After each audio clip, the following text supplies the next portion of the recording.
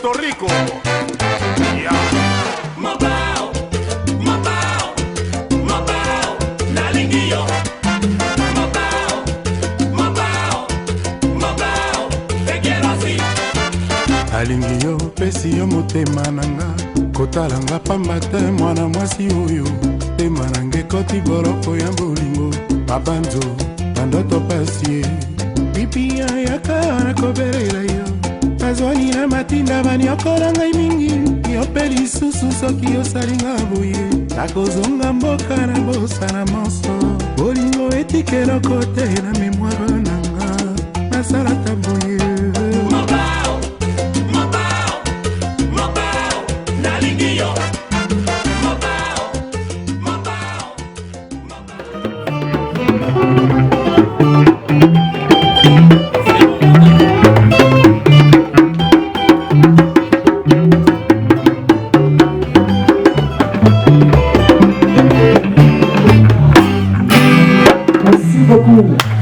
Applaudissez. Je vais vous présenter les intervenants. Donc j'ai à ma droite James Stewart qui est spécialiste des musiques africaines et je lui laisse se présenter pour la suite. Bonsoir. Alors je vais faire ça brièvement. Moi je termine une thèse de doctorat à l'heure actuelle sur le... Alors le sujet c'est la musique et politique dans les années 40, 50, 60 et j'essaie les musiques noires en général, les musiques afro-cubaines, les musiques africaines, les musiques afro-américaines des années 50, 60, non pas comme de simples objets culturels issus des industries culturelles, mais bien comme des archives, comme une archive historique qui nous permettrait d'observer les évolutions sociologiques, sociopolitiques des communautés noires dans la zone Caraïbe, aux États-Unis, et d'observer certaines évolutions sociopolitiques en Afrique pendant la période de la colonisation et surtout après la période de la colonisation. Donc voilà pour le sujet de ma thèse. Par ailleurs, j'anime des émissions de radio depuis 5-6 ans maintenant autour des musiques africaines, des musiques afro-cubaines et afro-caribéennes. Et puis il se trouve que je suis un petit peu musicien aussi, percussionniste. Voilà en gros pour ma présentation. Donc c'est monsieur Barli Barouti qui est un artiste peintre très connu en République démocratique du Congo, bétéiste et musicien aussi. Je lui laisse pour la suite. Bonsoir, je m'appelle Barli Barouti et je fais de la bande dessinée au départ, je fais de la peinture et je suis dans un projet qui s'appelle le Rumba Maliba. Donc les projets s'articulent sur le fait que la musique rumba, puisque nous trouvons plusieurs rumbas, on les trouve en Caraïbes, on les trouve en Espagne. Moi, je me suis apaisanti sur la rumba congolaise, montrer qu'au-delà de la musique et de la danse rumba, que la rumba est une culture. Ça veut dire qu'on peut danser rumba, on peut chanter rumba, mais on peut aussi vivre rumba, on peut s'habiller rumba, on peut manger rumba. Donc c'est toute une manière d'exister. Moi je voulais juste savoir, on a parlé de l'évolution de la rumba, de l'influence, et on ne peut pas parler de la musique et ne pas parler de la danse. Et comment la danse a évolué par rapport à tout ça? Parce que la rumba, il y a des codes aussi pour danser, il faut écouter son partenaire, mais comment ça évolue aussi cet aspect-là? Merci. Dans la cumbia colombienne, les danses traditionnelles des marrons colombiens, ça ressemble vraiment beaucoup à la description que m'a fait tout à l'heure monsieur des danses rumba traditionnelles. Du coup, je vais le laisser développer là-dessus. Mais pour ce qui est intéressant, c'est qu'on le retrouve donc en Colombie, chez ses descendants d'esclaves Kikongo, d'esclaves de la région du Bas-Congo, quoi. Oui, justement, la rumba, comme on l'a dit au départ, hein, c'est une danse invitant deux personnes de sexe opposé à danser serré, nombril contre nombril. C'est vrai que dans la rumba moderne aujourd'hui, nous avons la partie chantée et nous avons la partie qu'on appelle seben, donc la partie dansante. Mais est-il qu'il y a encore des gens qui restent collés même pendant la partie dansante? Sinon, surtout si on commence la drague. Hein. Donc, et cette partie qu'on appelle Sébené intervient à un moment. Mais il y a des chansons qui du début jusqu'à la fin restent vraiment rumba et on reste collé et on ne bouge pas beaucoup, quoi. Bon, sauf que si tu as une femme qui est très tendancieuse, elle va beaucoup bouger, mais pas le reste du corps, une partie bien précise de son corps va bouger, beaucoup. Ça, c'est maintenant l'interprétation, comment chacun essaie de le voir, mais c'est une danse qui se veut très intimiste, où on doit rester vraiment serré.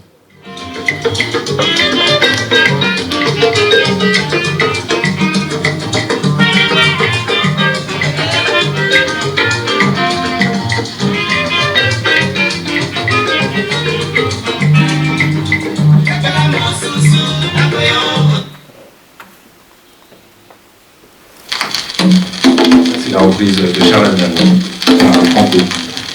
Mais qui chante évidemment, c'est lui qui a la guitare derrière avec son orchestre.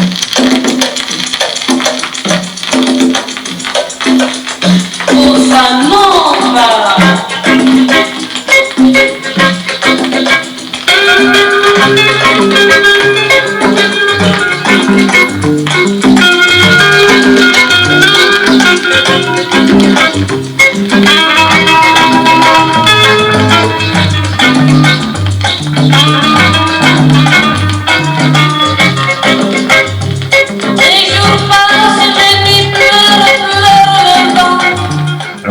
Je vais parler du Ghana et du Nigeria plus ou moins en même temps, puisque les évolutions sont à peu près similaires. Donc la grande musique dite moderne, en gros le moderne ça veut dire pas traditionnel. La grande musique dite moderne au Ghana, et c'est vrai pour le Nigeria aussi, à partir des années 30-40, donc le Ghana et le Nigeria sont des colonies anglaises à l'époque. Les Anglais, comme une bonne partie de la planète, sont des fans de jazz, et donc montent des grands orchestres de jazz avec des grandes sections de cuivre, dans lesquels petit à petit ils intègrent des musiciens locaux, la plupart des musiciens locaux qui sont passés par les écoles catholiques, ou en tout cas les écoles religieuses, pardon, plutôt protestantes en Angleterre, au Nigeria et au Ghana. Et donc petit à petit vont être intégrés à ces reprises, disons, de foxtrot, de jazz, de swing, des grands orchestres de Duke Ellington, etc. Des instruments traditionnels, et notamment les langues aussi traditionnelles, notamment pour ce qui est du Ghana, la chanty, ce qui évidemment va changer un petit peu la forme de ces musiques, et notamment les formes rythmiques de ces musiques. Cette musique, pour le Ghana et pour le Nigeria, on appelle cette musique le high life. À l'époque, ça s'appelait le high life class music, donc c'était une musique qui était destinée aux Blancs et, disons, à la petite bourgeoisie noire ghanéenne et nigérienne. Il se trouve que l'importance par rapport au Congo, par exemple, on trouve beaucoup plus de cuivre dans cette musique et très tôt, notamment donc de l'importance du jazz sur place, et puis du développement très important des fanfares militaires au Nigeria et au Ghana, et du fait que beaucoup de musiciens nigérians et ghanéens sont passés par les fanfares militaires pour apprendre un instrument. Et c'est vrai, ça a continué d'être vrai même après les années 60. Donc autant la rumba congolaise est la musique qui accompagne le chemin vers l'indépendance du Congo, autant pour ce qui est du high life et du Nigeria, c'est du Ghana et du Nigeria, c'est le high life en gros qui est vraiment la bande son des indépendances. Donc ça c'est typiquement un morceau high life début des années 60. Voilà ce qui se faisait au Ghana en gros dans les années 60. Je reviendrai un petit peu dessus après l'écoute de ce morceau. On entend la trompette sur ce morceau, Ike Mensah, un des plus grands trompettistes africains, voire même un des plus grands trompettistes tout court.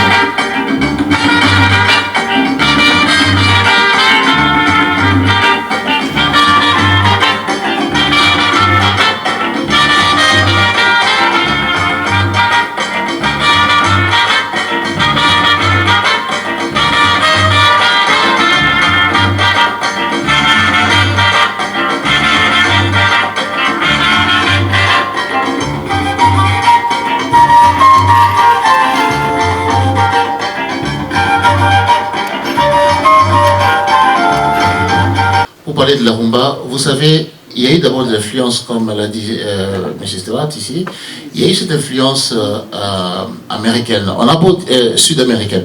On a beau dire que la rumba est partie, c'est peut-être, allez, pas sous le nom rumba, c'est parti de l'Afrique vers ces côtés-là, et puis c'est revenu, il y a eu une espèce de boomerang qui est revenu.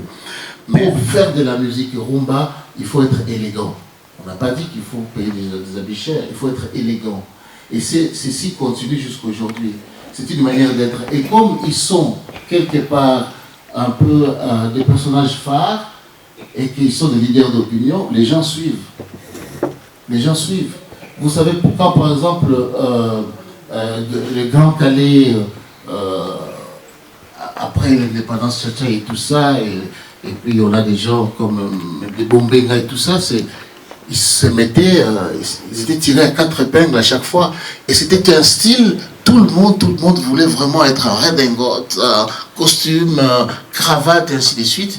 Quelque part, les leaders d'opinion tirent les gens vers leur côté. Aujourd'hui, on les voit encore, quand on voit comment s'habille quelqu'un comme Fali. Et ils étaient plutôt dans... Les Grecs avaient souvent les dancing, les bars, les boîtes de nuit. Ils étaient souvent propriétaires de ces endroits. Et donc, ils se sont très rapidement appropriés cette musique, ont fondé des labels et ont commencé à enregistrer sur place les premiers enregistrements, les tout premiers enregistrements notamment des débuts de la rumba congolaise. Et on va écouter justement un des tout premiers enregistrements qui date de 1948 et que l'on doit à Wendo Kolossoy. Un morceau qui à l'époque a été diffusé assez peu de temps sur Radio Congo Belge, mais qui a été très vite censuré par les autorités religieuses, puisqu'il parlait de Marie-Louise, d'une femme et d'une histoire d'amour avec une femme. Et donc ce morceau, très célèbre à l'époque au Congo, s'appelle Marie-Louise, et on va écouter un petit extrait tout de suite. On écoute ça. Marie-Louise,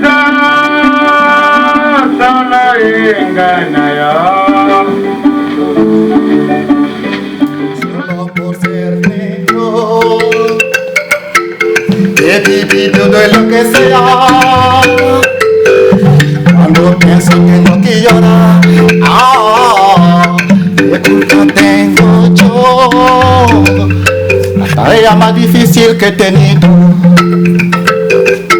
es de vivir fuera de mi país. Para mí no era tan fácil de vivir como inmigrante en un país donde no le... Kinshasa, Porto Rico.